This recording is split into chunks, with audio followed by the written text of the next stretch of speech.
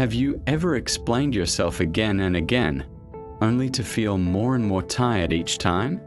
If so, this story is for you.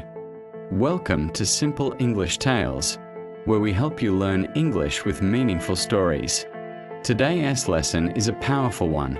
We're going to explore why explaining yourself too much can quietly hurt you, and why sometimes the best response is no response at all. Let's begin. In a quiet, ordinary town, there lived a man named Daniel. Everyone knew him as the good man. Daniel was kind, thoughtful, and above all, he was a great communicator. Or so he believed. He had a core belief that guided his every action, that clear words could fix any problem, mend any misunderstanding, and build a bridge over any conflict. If a friend misunderstood a joke he made, Daniel would patiently explain his true meaning, breaking down the humor, the context, and his friendly intentions. He didn't want anyone to feel even a moment of discomfort because of him. If a colleague at work blamed him for a mistake that wasn't his, Daniel wouldn't get angry. Instead, he would calmly lay out the facts, create a timeline of events, and explain exactly what had happened, step by step. He felt it was his duty to clear his name with honesty and clarity. When his family questioned his choices, like why he decided to take a lower-paying job he loved, he would sit them down and explain his passion, his long-term vision for happiness, and how personal fulfillment was more valuable to him than money. He explained everything, to everyone. He was an open book, and he thought this transparency was a strength. He believed that if people just understood his reasons, they would surely understand him. For a while, this seemed to work. People would nod, say, "Oh, I see," and things would seem to go back to normal. Daniel felt a sense of relief after each explanation, like he had successfully navigated another social challenge. He felt responsible for how others perceived him, and he worked tirelessly to make sure that perception was accurate and positive. He thought he was building stronger relationships based on trust and mutual understanding. He was the good man, the one who always took the time to make things right with words. But he was about to discover that words can be a double-edged sword.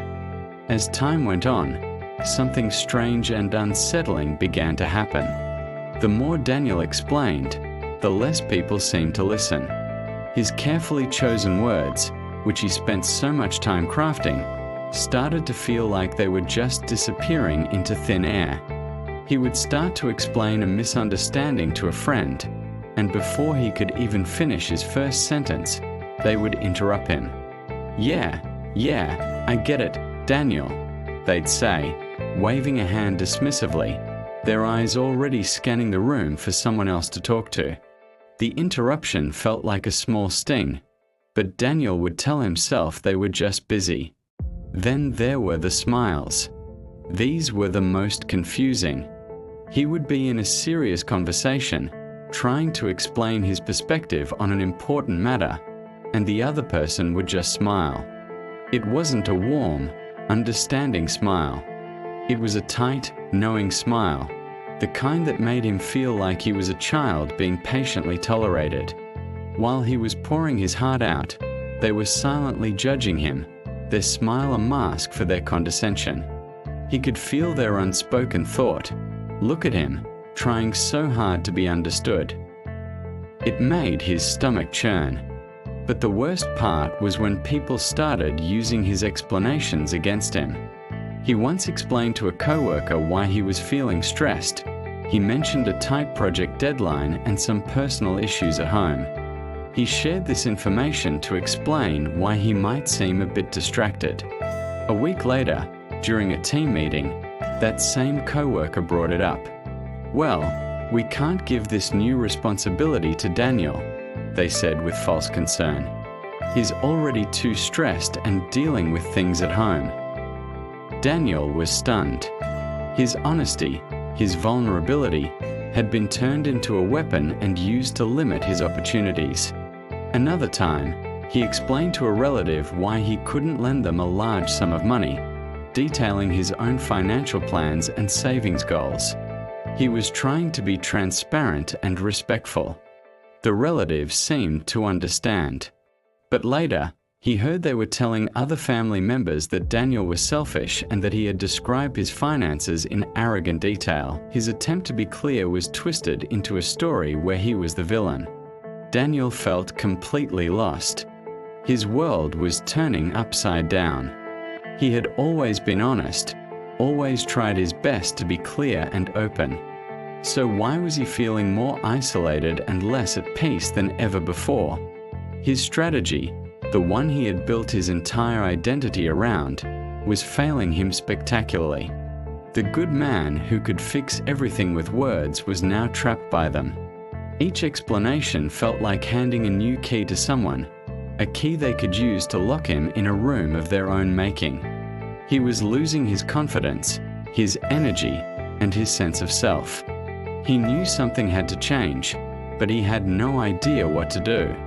The turning point for Daniel came on a particularly grey and drizzly afternoon. It wasn't a dramatic event, no big fight or public showdown.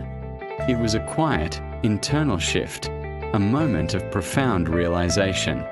He was supposed to meet a friend who was consistently late. As usual, the friend arrived 30 minutes late, offering a quick, casual sorry, got held up. In the past, Daniel would have felt the need to explain why this bothered him. He would have explained that his time was valuable, that waiting made him feel disrespected, that better communication would be appreciated. He would have launched into a gentle but firm explanation. But on this day, he didn't. He just looked at his friend, nodded, and said, "It's okay. Let's get that coffee." He wasn't angry. He wasn't giving up. He just stopped.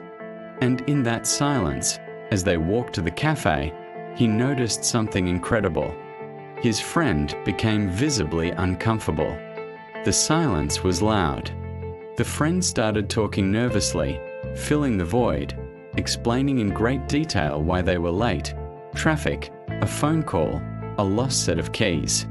It was a flood of excuses that Daniel hadn't even asked for. And then it hit him. A thought so clear and shocking it felt like a thunderclap in his mind. The people who constantly demanded explanations from him were never actually confused. They understood him perfectly fine the first time. They didn't want clarity. They wanted control. When they made him explain himself, they were putting him in a defensive position. They were making him work for their approval. It was a subtle power game he had never even realized he was playing. By demanding an explanation, they were making him justify his existence, his feelings, his choices. His detailed explanations weren't building bridges. They were giving these people a blueprint of his vulnerabilities, a map of his deepest insecurities. They learned exactly what buttons to push and how to frame him in any way they wanted. When Daniel stayed silent, the dynamic shifted instantly. His silence wasn't weakness. It was a mirror. It reflected their own intentions right back at them. When he didn't rush to explain, their demand for an explanation was exposed for what it was, an attempt to control the narrative. His calm silence made them reveal their own discomfort, their own need to be in charge. For the very first time, Daniel saw that his greatest power wasn't in his words, but in his choice to withhold them. It was a quiet revolution. From that day on, Daniel started practicing the art of silence. He was still the good man, but he was no longer an open book for just anyone to read. So, here is the simple but profound lesson from Daniel's story. Not everyone who asks you to explain yourself is looking for the truth. Some people are looking for a weakness. They are looking for power.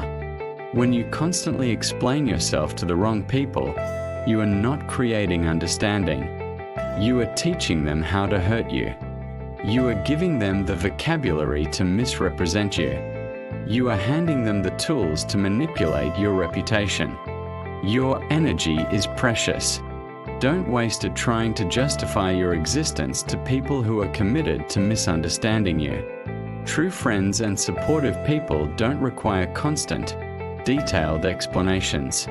They give you the benefit of the doubt. They trust your intentions.